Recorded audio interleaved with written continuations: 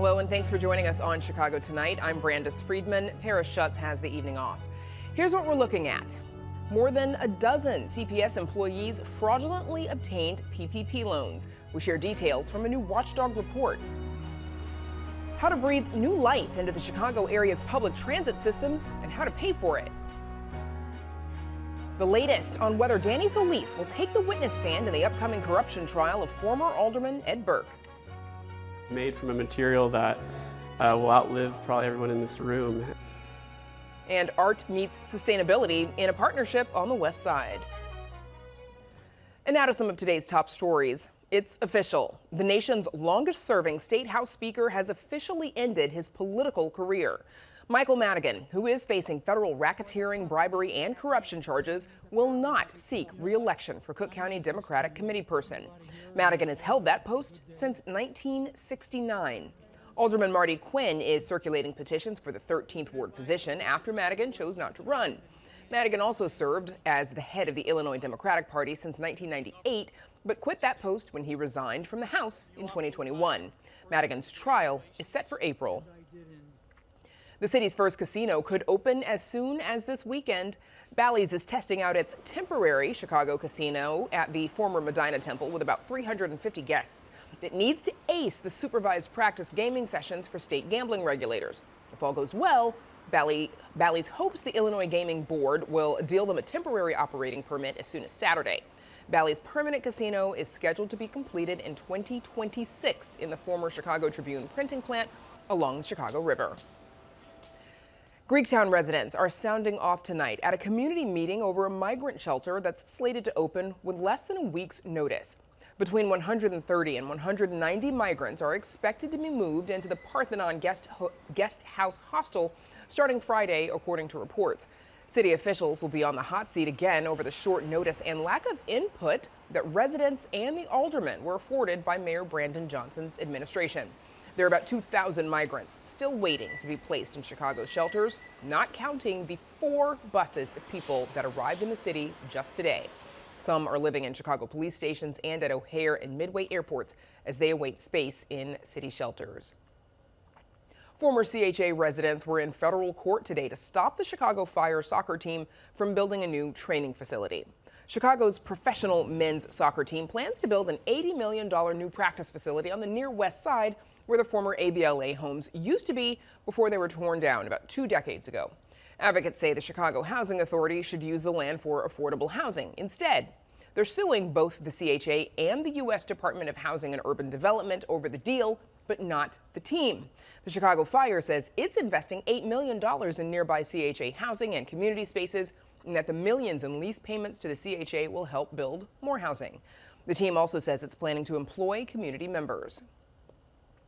Up next, some CPS workers take out fraudulent loans. What a recent watchdog report says right after this.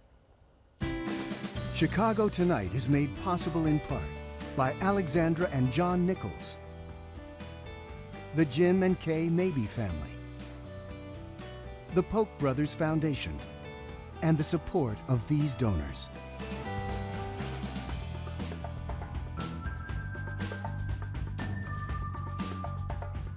A new watchdog report finds 14 employees and officials with Chicago Public Schools fraudulently obtained PPP loans, some worth up to $21,000.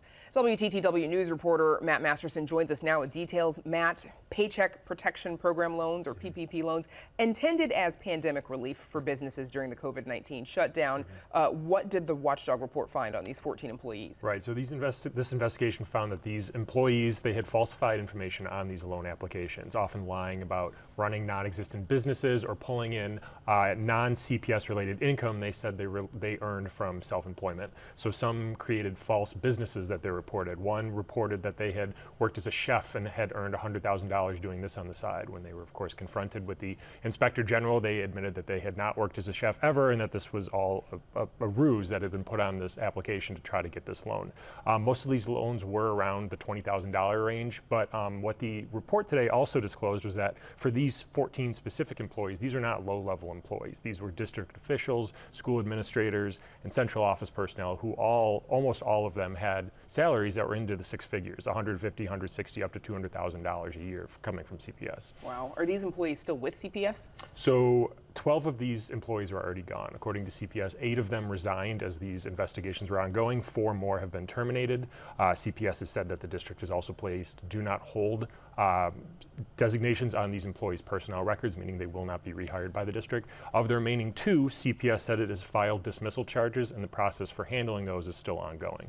What does the CPS IG recommend for the district? Yeah, so it's no secret that PPP loan fraud was very widespread, not just in CPS or in Chicago in these cases, but all over the place during the pandemic. So the Inspector General's office has recommended to CPS that they begin requiring for prospective employees to disclose if they had ever received any sort of pandemic relief funding while they're being onboarded with CPS. CPS said it will review that recommendation, but it hasn't fully committed to implementing that just yet. But this process doesn't seem to be over yet either. The Inspector General's office said that it is coming to a close on several more PPP fraud investigations, that it's still ongoing, and its office has been in connection with law enforcement about these cases as well. So it's possible that criminal charges could be filed at some point. Right, and as you've noted, of course, we've heard about this happening within other government agencies as well. Matt Masterson, thank you so much. Thanks, Brandis.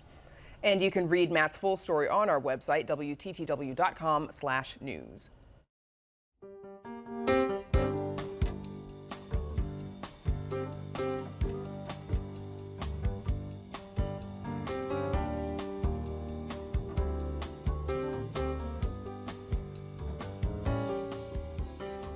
$1.5 billion new dollars, region-wide coordination, and a push to transform service and draw in more riders than ever.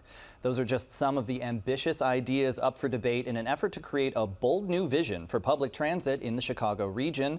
As CTA, Metra, and PACE face a looming fiscal cliff when COVID relief dollars dry up, backers say it's an opportunity for transformational change. That effort's being led by the Chicago Metropolitan Agency for Planning, and CMAP Executive Director Erin Aleman joins us now. Welcome back to Chicago Tonight. Thanks for having me. So CMAP was charged by state lawmakers with creating a plan to rethink transit in the region. As we mentioned, COVID relief money projected to dry up in 2025, 2026. What's the risk of doing nothing? I mean, the risk of inaction is just great. In our region alone, you know, we have 250 communities, so we have 7 counties. We have Metra stations in many of those communities that people rely on. Now, ridership is down, but really when we think about the totality of our mobility system here across the region, making sure that people have opportunities to get to jobs, to visit friends, to educational institutions, having a multimodal network is really important. The steering committee met this morning to talk through the draft plan. That plan lays out a lot of different options for how CTA, Metra, and PACE can and should look and act in the years to come. Walk us through the key principles behind creating that plan. Yeah, so when we were tasked with this, a couple of the recommendations, as you mentioned, were to be bold, to really think about how that system should be post-pandemic and not the system that we had 2019, but that we should be really thinking about transformational change, long-term sustainable funding for our transit agencies so that we're not back here having this conversation again. And I think critically to the work that we've been doing, we've been thinking about our regional economy, we've been thinking about mobility for people, we've been thinking about climate challenges that we're facing, and really equity and how important it is to have, you know, options that aren't just driving. I want to come back to a couple of the specifics that you talked about earlier today, but you mentioned the funding. Obviously, big boosts to service require money. The transformational option that you lay out would involve $1.5 billion new dollars in annual funding. Where would that money come from? Well, there are a number of different ways we've been thinking about how to fund and provide sustainable funding for our transit agencies, one of which is cost savings from the agency itself. Across the board, thinking about how they can coordinate and cut down costs. We've been thinking about how you transform the way that we tax goods and services across the region, that really we've been reliant on a tax on goods, but that a lot of our neighboring states think about services as well, and so could we modernize our tax code? And then other things like, do we want to have, could we charge more for parking? Could we think about, as our region transforms and electric vehicles come online, long term, we're going to have to think about how that motor fuel tax really is diminishing, but you could bolster it for a little bit in the region to help provide some transit funding. The report also lays out options for better coordination, including turning the existing service boards, CTA Metro PACE, into essentially committees that would handle some of the day-to-day transit and service operational issues, but that there would be an umbrella, this really powerful new regional agency that would handle a lot of the transit and business functions there. What are the benefits of that, essentially a merger?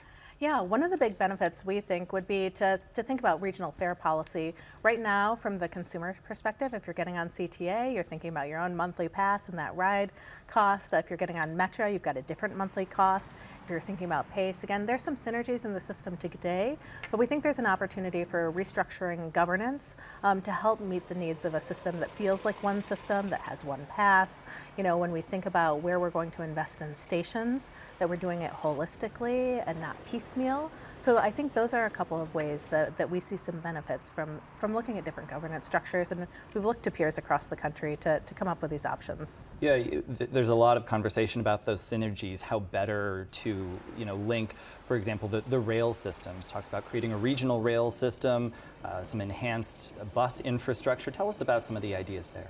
Yeah. Well, you mentioned regional rail. This is something that comes from some European models, really that you would have a predictable schedule for your rail, right? Maybe it'd be every 5 minutes after the hour. And what we've seen change over the course of the pandemic is that people are traveling more throughout the day and less on those, AM and PM rush hours that are traditional. And this would afford that system some opportunities for people to get around and run errands during the day in a different way. Buses have been very nimble throughout the pandemic. They're not fixed. We could think about looking at where the jobs are and looking at where the people are and really transforming, creating some high capacity, high speed bus corridors throughout the region. Whatever version of this plan moves forward will require a lot of action from the state legislature, certainly buy-in from counties, municipalities, local leaders. Have those conversations started yet? We have. We've been talking. I've been out specifically talking to our county boards, talking to our councils of governments across the region. And I think there's a broad recognition that our transit system is valuable to our communities. Many of our communities grew up around a train station, that people bought houses in those communities because they were able to access transit. And there's small business owners that really depend on people being able to get to their jobs through that transit system. And so losing a number of those assets would be a huge detriment to our region. We've got about 40 seconds left. As you try to push folks to think more about a regional model, how are you hoping to overcome some of the potential local pushback to that idea?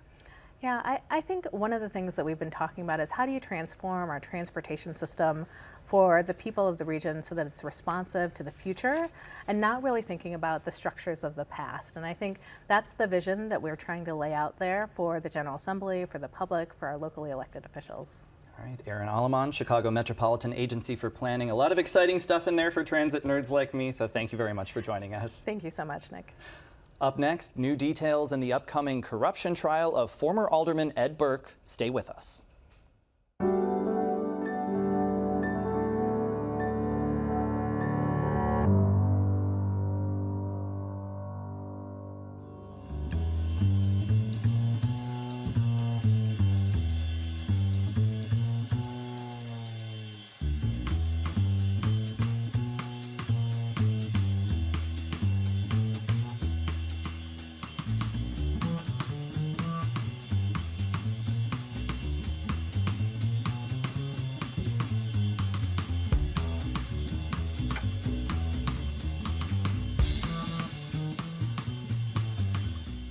Prosecutors decide against putting former Alderman Danny Solis on the witness stand in former Alderman Ed Burke's upcoming corruption trial.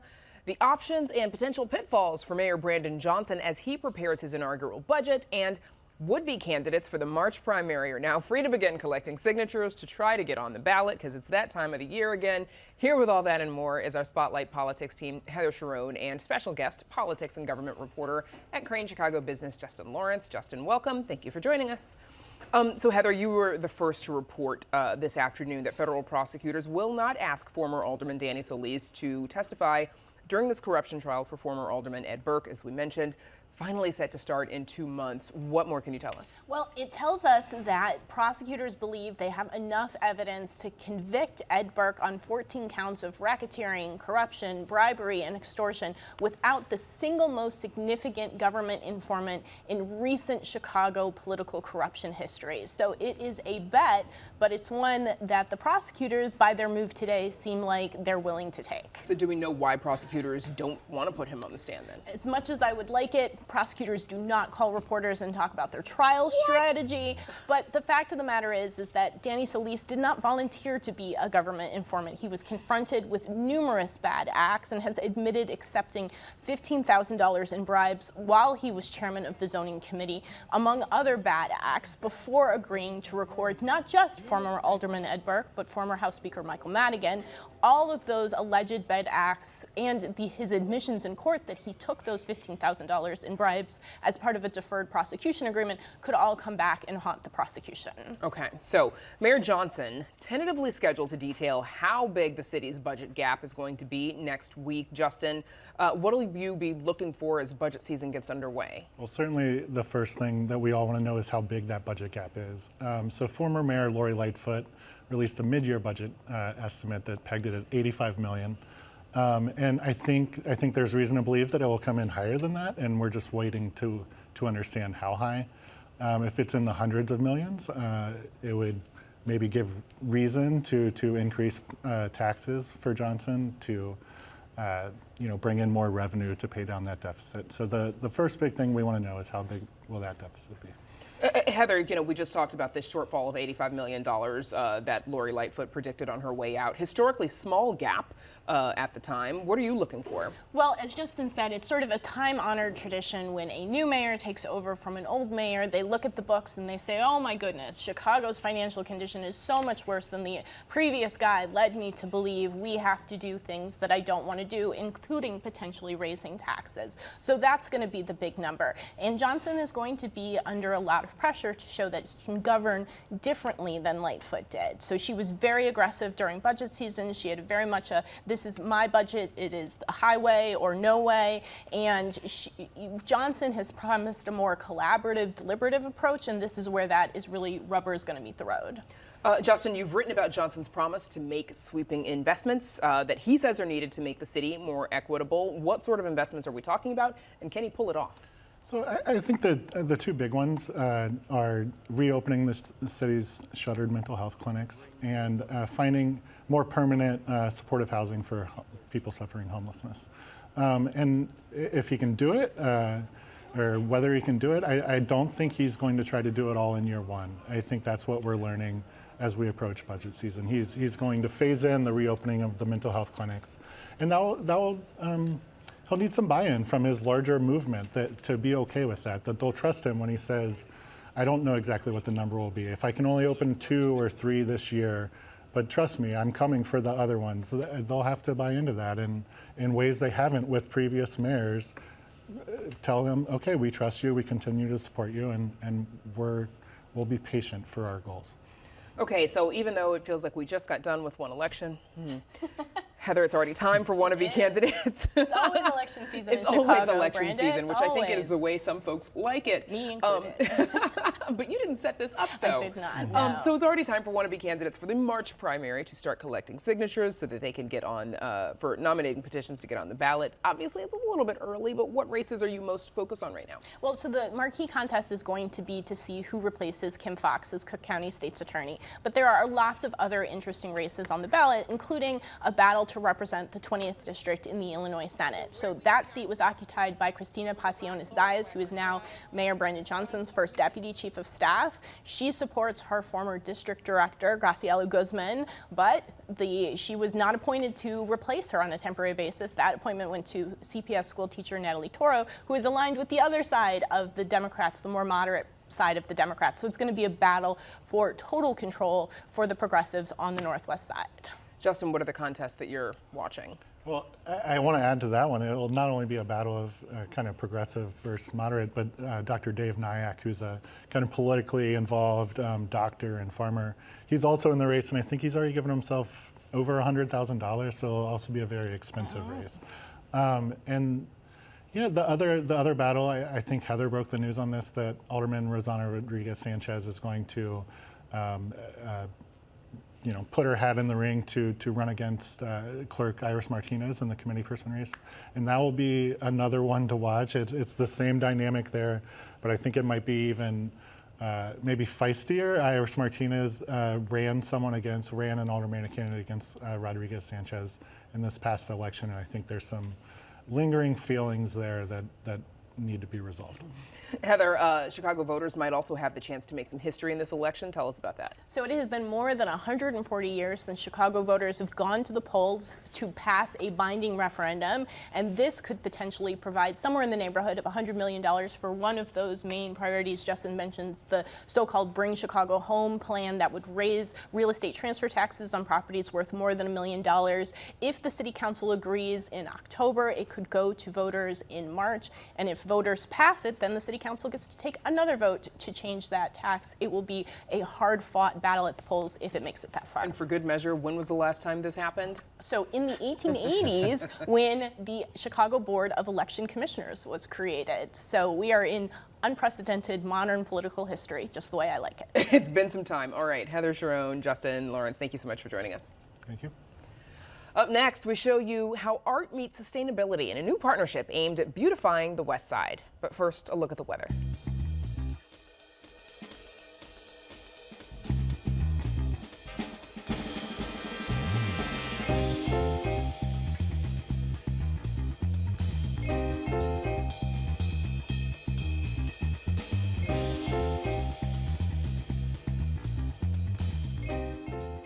Two organizations on the city's west side are on a mission to bridge the gap between art and sustainability with a new initiative aimed at redeeming plastic.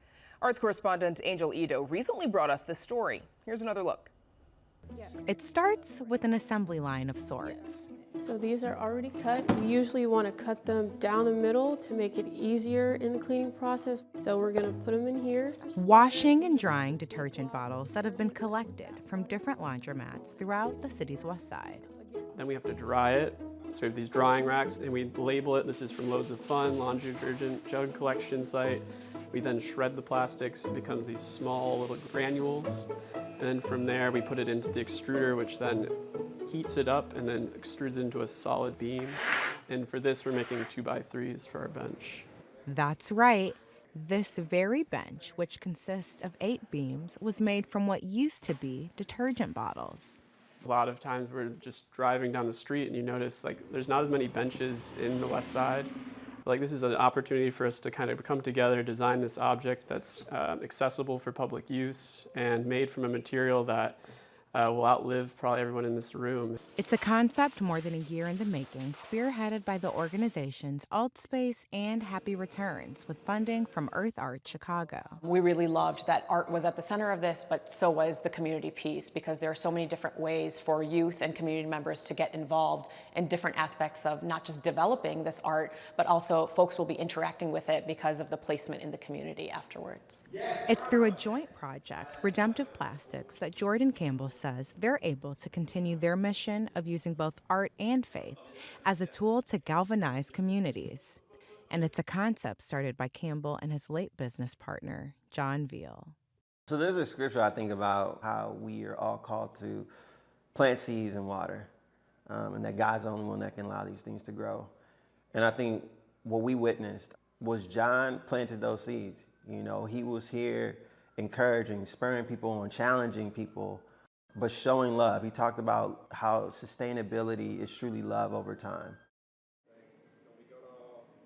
Now, AltSpace has an ideal collaborator in Happy Returns, whose mission is aimed at the intersection of digital craft and recycling plastics. Together, the two groups want to take their love for sustainability as well as their love for community nationwide.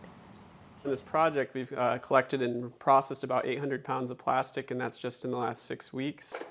That's just a small, fractional percentage of plastic that's consumed in a day in Chicago. It's not actually how much plastic we can transition and redeem. It's more so this awareness tool of what happens to your yogurt cup. Does it actually get recycled? Through this project and with Redemptive Plastics, the awareness, and it's this tool in the community, We're hiring people, we're training them, and giving them the tools to go out and be artists that work with this material as well. So this is investment in the community just as much as it's transformation of a landfill. For Chicago Tonight, I'm Angel Ito. The folks at AltSpace and Happy Returns say they're in need of volunteers to increase the production of their benches. If you're interested in redeeming plastic, you can visit our website for more information. And that's our show for this Wednesday night. Don't forget to stay connected with us by signing up for our daily briefing. And you can get Chicago Tonight streamed on Facebook, YouTube, and our website, WTTW.com/news. You can also get the show via podcast and the PBS video app. And join us tomorrow night at 5:30 and 10. The mayor's pick for Chicago's next top cop faces residents' questions in a public hearing. We'll have a preview. And local artists talk about the importance of art accessibility ahead of a permanent exhibit at a popular tourist attraction. Now, for all of us here at Chicago Tonight, I'm Brandis Friedman. Thank you for watching. Stay healthy and safe, and have a good night.